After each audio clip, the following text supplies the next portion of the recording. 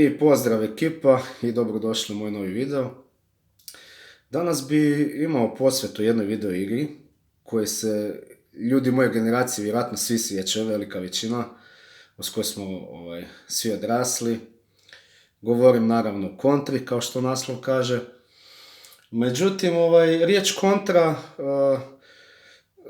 svi je znamo ono što ona zapravo znači, na što se zapravo odnosi u video igri.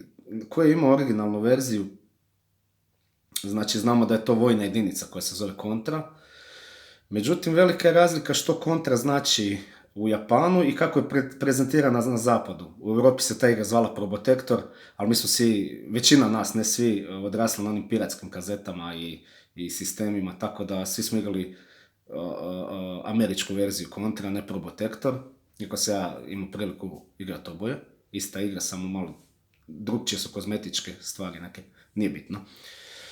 Znači, u 80-ih u Južnoj Americi postojala je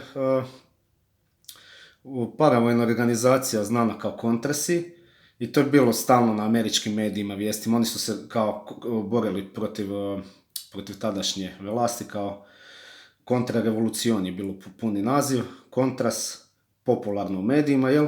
I video igra je izašla negdje u to vrijeme i taman se to, recimo, klik kod igrača bio kod da je to asocirano s to, jer kontra je specijalna jedinica u video igri. Oni su to povezali možda sa ovom specijalnom paravojnom jedinicom za borbu u Nikaragvi. I tako je nekako to ostalo, proširilo se u svim zapadnim zemljama, čak i u Europi kad kažeš kontra, misliš da je to vezano upravo uz te borce u Nikaragvi u Južnoj Americi, kontra. Međutim, originalni japanski naziv u Konamiju nema veze apsolutno nikakve s tim i pravo značenje te riječi je sasvim drugačije. Jer ti kad zapravo igraš video igru, na početku stvarno imaš dva vojnika i podsjećam na Schwarzeneggera i Sylvestra Stallonea koji se bore na početku u džungli stvarno protiv nekakvih vojnika. Međutim, kako napreduješ u igri, dođeš do saznanja da su to nekakvi izvanzemaljci, nekakva izvanzemaljska invazija i vi ste u biti borci za oslobođenje zemlje od te izvanzemaljske prijetnje, jel?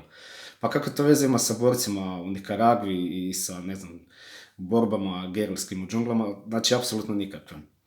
Pa sam ja odlučio vam objasniti originalni japanski naziv što on znači. Oprostite na dugom intru, ali mogu sam objasniti. Evo, sad ćemo. Znači, Konami logo i logo od kontre na originalnoj japanskoj verziji. Znači, ovdje bi sve isto, samo bi ovdje pisalo kontra, jel? Na zapadnoj verziji. Šta znači ovi simboli zapravo? Znači, oni se čitaju, ovaj prvi je kon, drugi je to i ovaj zadnji je ra. Ne znam koliko se vidi na ekranu, pokušat ću to što bolje. Znači, kon, to, ra, kontora je pravi naziv igre, na zapadu kontra, jel? Pa šta bi to značilo zapravo? Simbol kon, on bi tradicionalno značio neku oznaku kao nešto spiritualno, duša ili nešto što je vezano uz duhovno. Međutim, on može označavati i nešto što je strano, nešto što je nepoznato i zna se povezivati sa entitetima kao što su prikaze, razne duhovi, neka strana bića, čak i recimo izvanzemaljski oblik života kao alien, kao nešto strašno u japanskoj, ajmo reći, ne slang, ali ajmo reći tako ne svakidašnjem govoru. Znak to je zapravo vrlo popularan simbol, jer on u tradicionalnom, to je ovaj drugi, jel? On u tradicionalnom kineskom označava zvježđe velikih kola, odnosno velikog medvjeda. I to je vrlo popularno zvježđe jer ga najčešće vidimo na nebu i on je dio i kineske i japanske mitologije i jako puno priča vezano s to. Recimo, mnoge anime i stvari u popularnoj kulturi, tipa Hokuto no Ken, Hokuto, znači ovaj simbol označava to u originalnom nazivu i to bi značilo sjeverna zvijezda, Fist of the North Star, ali Hokuto je kao sjeverna zvijezda, ovaj to označava kao taj dio sazvježđa. Iako sjeverna zvijezda nije dio, ja mislim, velikog medvjeda, ali najbliža zvijezda njemu, nisam 100% siguran, osnovna škola. I simbol ra, on bi u tradicionalnom japanskom, znači taj simbol se danas više ne koristi kao što se nekada u feudalno doba koristio. On je označavao neke manufakture tkanina, neke proizvodne jedinice, recimo, obično je povezivan sa tim tkaninama, recimo svila i uglavnom neke fabrike, ajmo reći, tvornice tkanina. Međutim, u moderno doba on može označavati samostalne jedinice nečega, proizvodne ili to je isto, ajmo reći, u vezi sa slengom, nije u svakidašnjem govoru, ali može se, znači, povezati sa jedinicom nečega.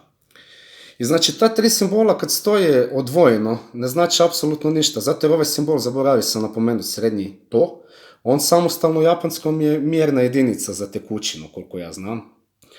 I znači, on kad stoji sam ne znači ništa pretjerano. Međutim, kad ima neki prefiks u sebe, onda dobije to značenje nečeg svemirskog, nečeg zvijezdanog, ajmo reći. I tako da ova prva dva simbola, kon i to, bi značilo nešto kao, ajmo reći, stranci sa zvijezda, prikaza za zvijezda, ili ono što bi se na engleskom rekli alien, jel? Nešto izvanzemaljsko, nešto strano. I ta dva simbola u kombinaciji s ovim ra, mislim, nama je to čudno za shvatiti, ali recimo japanski mozak, kad vidi, znači, ovo je jedinica, jel? Ovo je, znači, prikaza sa zvijezda, alijeni, jel?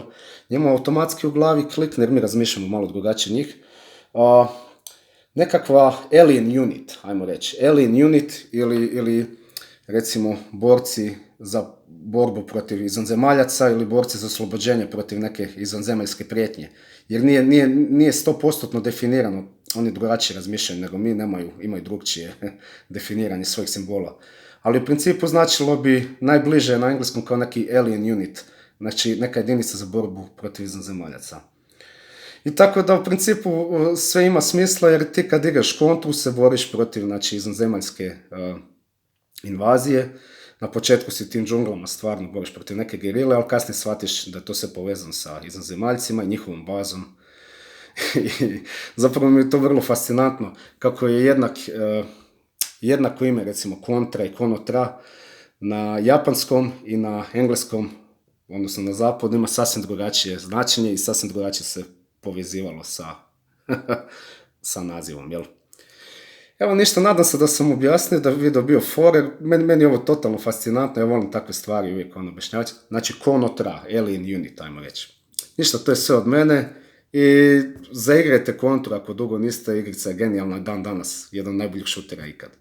Pozdrav od mene, ekipa, bok!